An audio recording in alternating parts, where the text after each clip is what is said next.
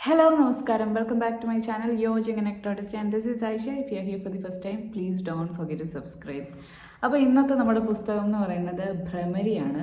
അധീന ഫാത്തിമ റിയാസിൻ്റെ ഭ്രമരി എന്ന് പറയുന്ന പുസ്തകമാണ് ഇന്ന് നമ്മൾ ഡിസ്കസ് ചെയ്യാൻ പോകുന്നത്. മാൻകൈൻഡ് ലിറ്ററേച്ചർ പബ്ലിഷ് ചെയ്ത ബുക്കാണ്.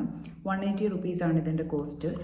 അപ്പോൾ this is special book to me. ഭയങ്കര ക്ലോസ് ടു ഹാർട്ട് ആയിട്ടുള്ള ഒരു പുസ്തകമാണ്. Because she is my friend, she is my cousin, and ഇത് one of the first copies of the ബുക്കാണ്. ഓതർ സൈൻഡ് കോപ്പിയാണ്. പിന്നെ തന്നപ്പോൾ ഒരു സ്വീറ്റ് ആയിട്ടുള്ള ലെറ്ററും ഇതിൻ്റെ അകത്ത് വെച്ചിട്ടുണ്ടായിരുന്നു. And I felt so good. ഏറ്റവും പ്രിയപ്പെട്ട പൊന്നുവിന്, ദാറ്റ്സ് മൈ പെറ്റ് നെയിം, സ്നേഹത്തോടെ Adeena Fathima Riyas, thanks for inspiring എന്നൊക്കെ പറഞ്ഞിട്ട് I really felt so good okay on receiving this book. Special author signed കോപ്പിയൊക്കെ കിട്ടിയപ്പോൾ ഭയങ്കര സന്തോഷം തോന്നി. ആഗ്രഹങ്ങൾക്കൊക്കെ ചിറക് തന്ന് കൂടെ നിന്ന അമ്മച്ചിക്കും അത്തച്ചിക്കും മിന്നുവിനും നന്ദി. ആദ്യ കഥാസമാഹാരം എന്ന ഉദ്യമം യാഥാർത്ഥ്യമാക്കാൻ കൂടെ നിന്ന സർവശക്തനും മാതാപിതാക്കൾക്കും സഹോദരിക്കും ഏറ്റവും പ്രിയപ്പെട്ട കൂട്ടുകാർക്കും ബന്ധുജനങ്ങൾക്കും ആദ്യം തന്നെ നന്ദി പറയുന്നു. എൻ്റെ വാക്കുകളിൽ വിശ്വാസം തോന്നി ഒരു തുടക്കക്കാരിക്ക് വേണ്ടി പിന്തുണയും ആത്മവിശ്വാസവും തന്ന ബുക്കിനെ വെളിച്ചം കാണിക്കാൻ കൂടെ നിന്ന മാൻകൈൻഡ് ലിറ്ററേച്ചറിനെയും അതിൻ്റെ സാരഥിയായ പ്രിയപ്പെട്ട സായു ചേട്ടനെയും ഇവിടെ സ്മരിക്കുന്നു. പുതിയൊരു ബുക്ക് ഇറങ്ങുന്നു എന്ന് പറഞ്ഞപ്പോൾ തന്നെ തൻ്റെ തിരക്കുകൾക്കിടയിലും താൻ വാക്കുകളിലൂടെ പറഞ്ഞു കൊടുത്ത ആശയത്തെ വരകളിലൂടെ യാഥാർത്ഥ്യമാക്കി ഭ്രമരിയുടെ കവർ പേജ് ഡിസൈൻ ചെയ്തു തന്ന ഏറ്റവും പ്രിയപ്പെട്ട കൂട്ടുകാരൻ ആൽബർട്ടിനോട് ഞാൻ കടപ്പെട്ടിരിക്കുന്നു. കവർ പേജിൻ്റെ പ്രകാശനത്തിന് സമീപിച്ചപ്പോൾ ഏറ്റവും സ്നേഹത്തോടെ അത് ചെയ്തു തന്ന ബെന്യാമിൻ സാറിനും പ്രശാന്ത് നായർ IASനും ഒരുപാട് സ്നേഹം. ആൻഡ് ഇതിൻ്റെ ആമുഖവും ഭയങ്കര ബ്യൂട്ടിഫുൾ ആയിട്ടുള്ളൊരു സാധനമാണ്. ഞാൻ വായിക്കുന്നില്ല.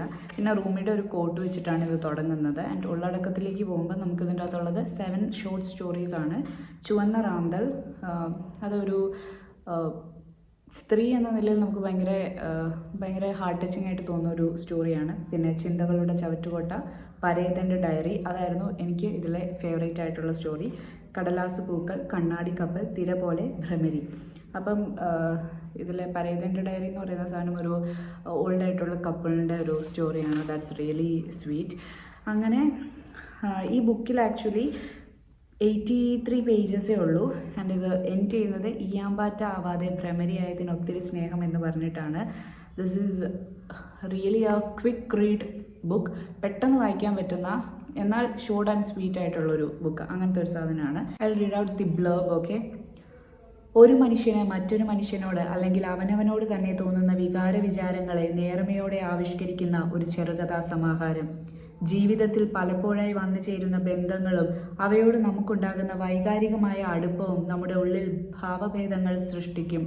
സ്വയം കണ്ടെത്തലുകളിലേക്കാണ് അവയിൽ പലതും നമ്മെ എത്തിക്കുന്നത്. ബുദ്ധിപരമായി ചിന്തിച്ച് സ്വയം തീരുമാനങ്ങൾ എടുക്കാനുള്ള മനുഷ്യൻ്റെ സഹജമായ കഴിവ് എങ്ങനെ തീവ്രമായ സ്നേഹബന്ധങ്ങൾക്ക് കാരണമാകുന്നുവെന്നും എന്തും സഹിച്ച് കൂടെ നിൽക്കുന്നത് തന്നെയല്ല, സ്വയം കെട്ടുപൊട്ടിച്ച് മുന്നേറുന്നതും ഒരാളെ അയാൾ ആഗ്രഹിക്കുന്നിടത്ത് എത്തിച്ചേക്കാമെന്നുമുള്ള തിരിച്ചറിവ് ജനിപ്പിക്കുന്ന കഥകളിലൂടെ ഒരു പ്രയാണം. ആൻഡ് ഇതിൽ കുറേ ബ്യൂട്ടിഫുൾ ആയിട്ടുള്ള റിയലിസ്റ്റിക് ആയിട്ടുള്ള കോട്ട്സൊക്കെ ഉണ്ട്. ഒരു സാധനം വായിച്ചപ്പോൾ എനിക്ക് ഭയങ്കര ഓക്കെ, ഇത് കൊള്ളാം എന്ന് തോന്നി.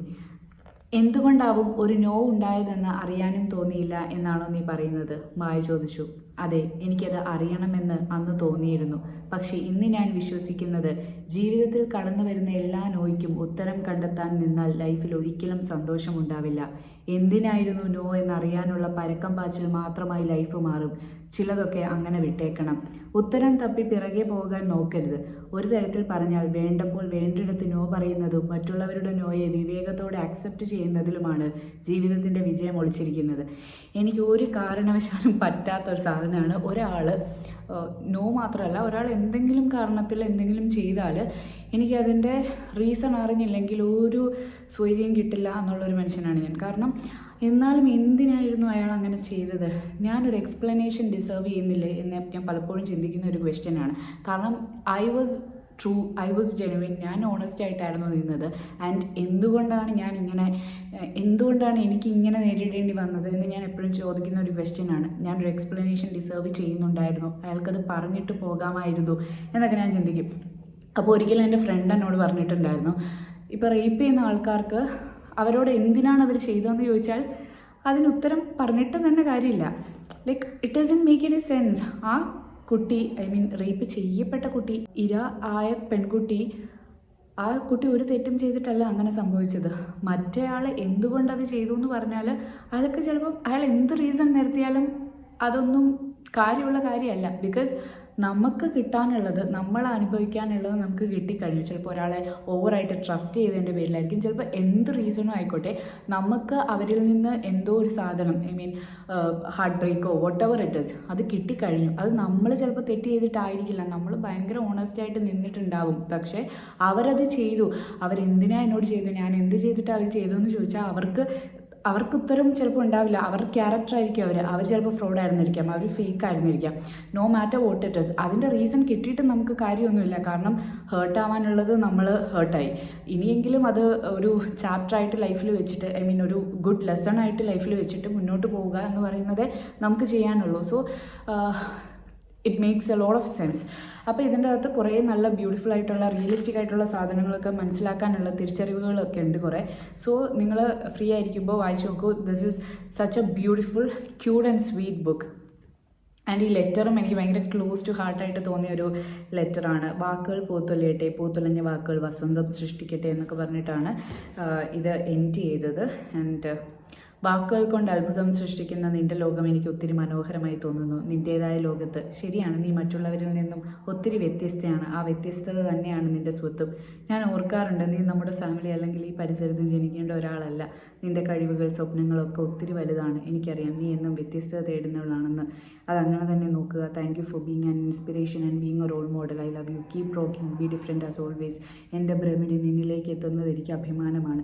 Yours lovingly Adheena Fathima Riyas. How's sweet this is. എനിക്ക് ഭയങ്കര സന്തോഷം തോന്നിയൊരു സാധനമാണ്. ആൻഡ് ഇത് പെട്ടെന്ന് വായിച്ചു തീർക്കാൻ പറ്റുന്ന ഒരു പുസ്തകമാണ്. നിങ്ങൾ ഫ്രീ ആയിട്ടിരിക്കുമ്പോൾ വായിച്ചു നോക്കൂ. So that's it. Thank you for watching. By.